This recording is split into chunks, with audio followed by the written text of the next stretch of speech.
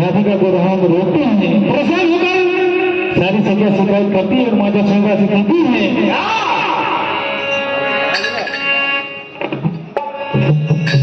चोरी चोरी चोरी चोरी हो चोरी चोरी कहती है माता शंका से शिकायत करती है कि माँ तुम्हारा नंदलाल रोज रोज चोरी चोरी आता है और सारी दही की बटकी लूट ले जाता है। क्या कहती है? चोरी चोरी चोरी हो चोरी चोरी चोरी हो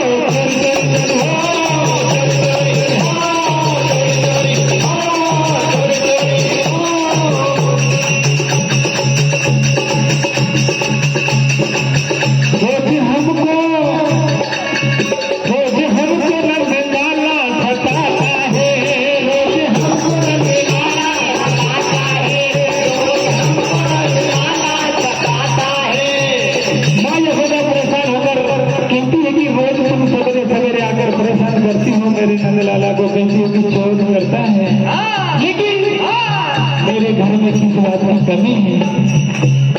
तुम्हें शायद इस बात का अंदाजा नहीं है।